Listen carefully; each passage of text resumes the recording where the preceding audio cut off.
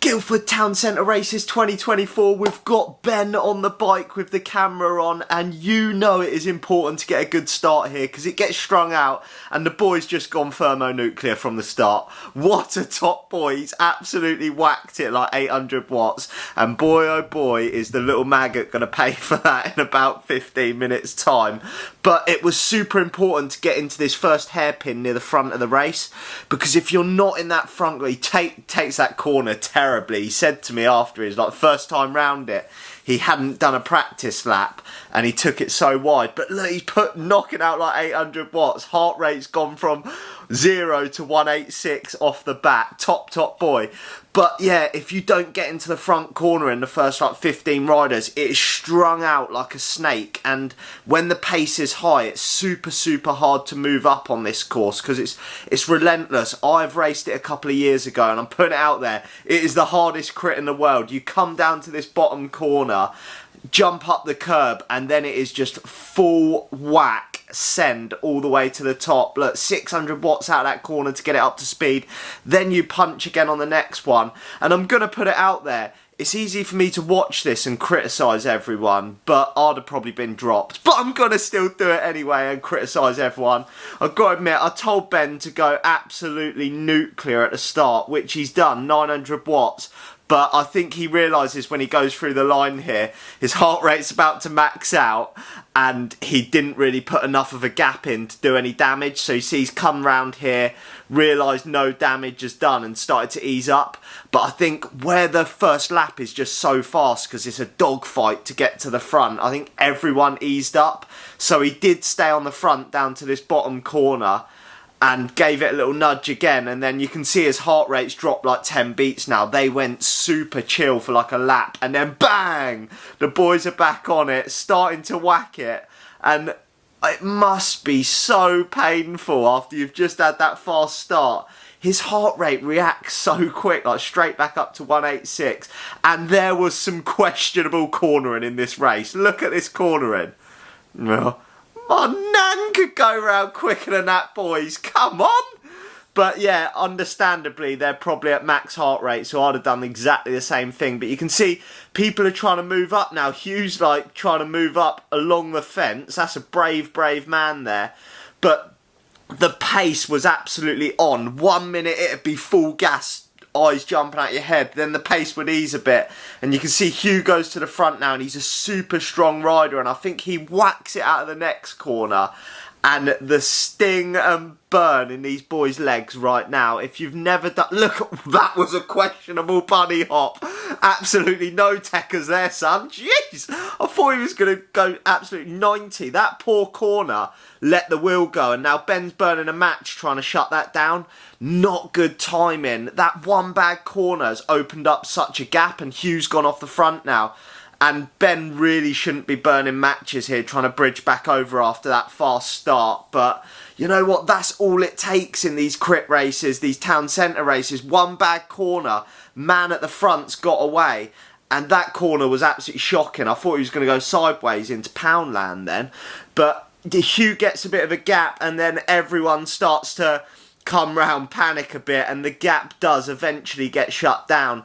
You can see everyone's thinking, you cannot let the wheel go round here. Once someone gets it, it's quite hard to shut it down because you start hitting back markers and you don't know who you're racing.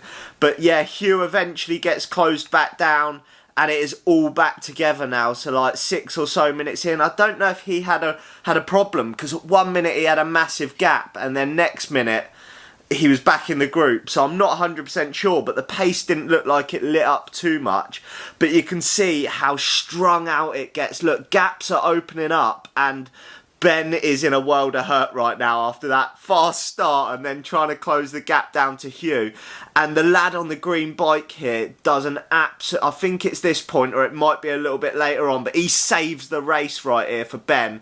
Kingston Wheelers does him dirty, sits up because he's blown his biscuit, and the green bike, I don't know if that was a tactical move from 16, but the lad on the green bikes close that down for them there. Kingston Wheelers absolutely popped a biscuit, and yeah, it's all back together now. The lad on the green bike was super strong though, And in a minute, you'll see how the pure carnage unfolds. Look, some shocking cornering.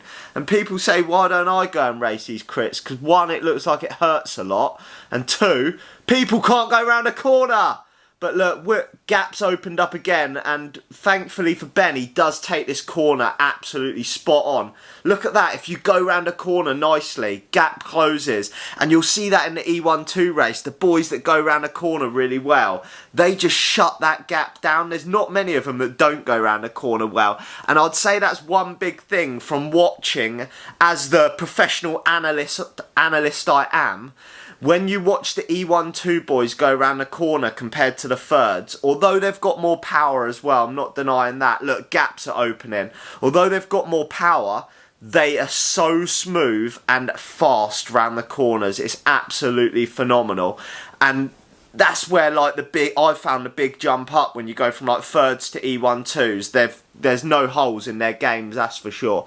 But look, the lad in green on the green bike again, closing down gaps because it is getting so strung out. He was having a strong ride, but in all honesty, if he was closer to the front, he wouldn't have had to deal with these little gaps opening up.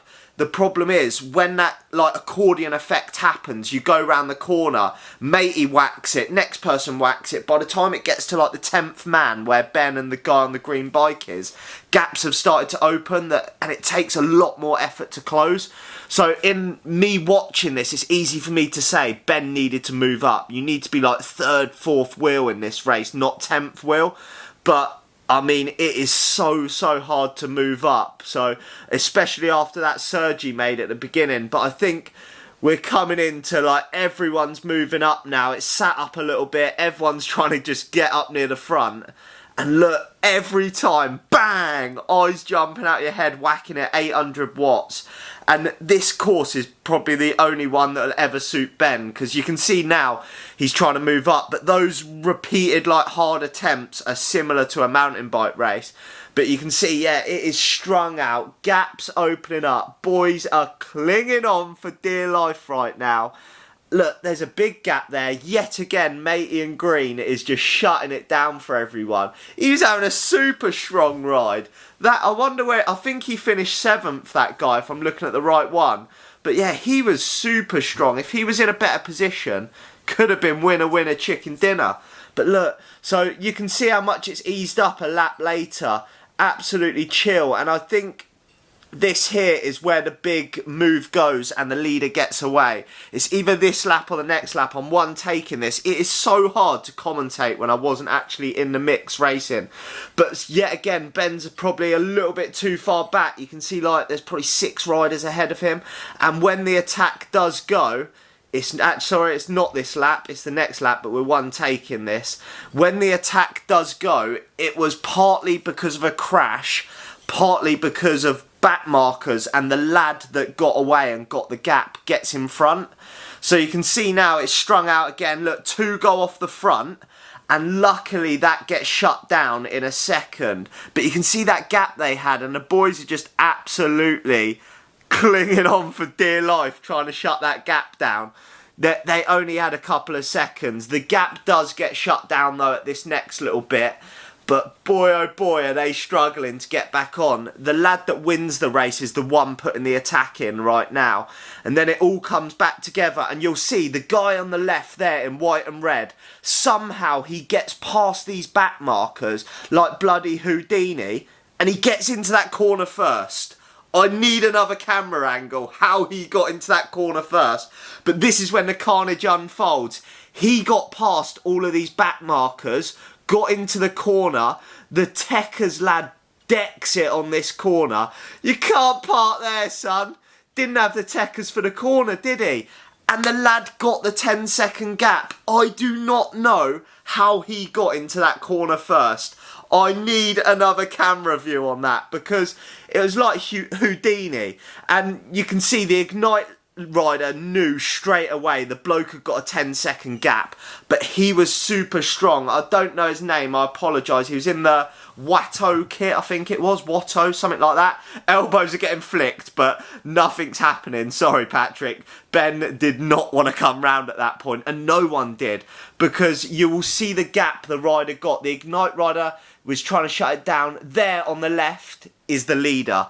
So that 10 seconds in a blink of an eye, he got round the back markers. There's nothing you can do. It's such a short track.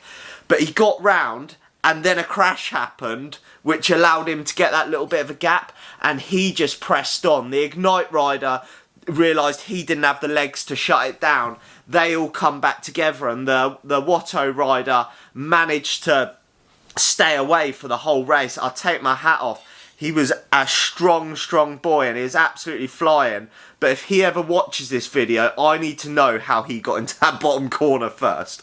Because he was way back, and then he was at the front. It was a magic trick, that. But you can see all of them now were trying to shut that gap down.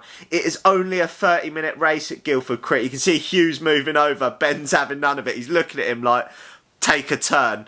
Ben's thinking absolutely not. Heart rate's nearly at 190. No one could work together here. No one wanted to. They were all trying to like bridge over one by one, but they just didn't have the legs. And you'll see again, big efforts were getting put in. 1,000 watts. So that lad that was on the front must have been putting out some serious ponies. But none of them managed to shut it down, and we were coming into the last couple of laps to go now, and that right there, if you look ahead to the left where the railing is where Hugh got his gap to pull away for second place. And then the Ignite rider tried to bridge over to that. Nothing came of it. The Venta rider went as well, but somehow it all comes back together down on this bottom corner. I don't know if they took this corner poorly, but Ben managed to shut it back down, and really you don't want to be closing this gap down. They're coming into the bell lap, and this is the dogfight for third place, and you don't want to have to burn a little match with 1 lap to go. So that is Ben's match burnt, because he's probably thinking, who's going to attack now? None of them are attacking. I thought someone was going to go for the 1 lap flyer, and we get round the top corner, and one of the boys does go for a flyer. I think it's just here, the Ignite rider again. He was putting some serious digs in. I take my hat off to him. He was going for it. Top ride, son. But he didn't manage to get away. The Venta rider jumped on it straight away, and now it is full gas for the line. And you need to be into these bottom corners near the front. Look, the Venta rider knew that. Ben gets swamped by 2 or 3 riders here on the inside, loses that gap, and you really need to be like first or second wheel, because he's then trying to punch to make up this gap, punch to make up the next gap, and you're burning your matches. You want to be punching out of this last corner. So that was it. He just got a little bit out of position on that downhill. It's so easy for me to say that, and he just didn't have that sprint at the end. I think he did give up a little bit here, because everyone starts sprinting and he eases off the gas. But top performance from everyone. That looked absolutely killer. Thanks to Ben for putting the camera on his bike. Top ride for a mountain biker in a road race, and it's easy for me to sit here and criticise, but those boys were pinging. The guy that won, I need to know how you got away. I hope you enjoyed the video, and I'll catch you in the next one.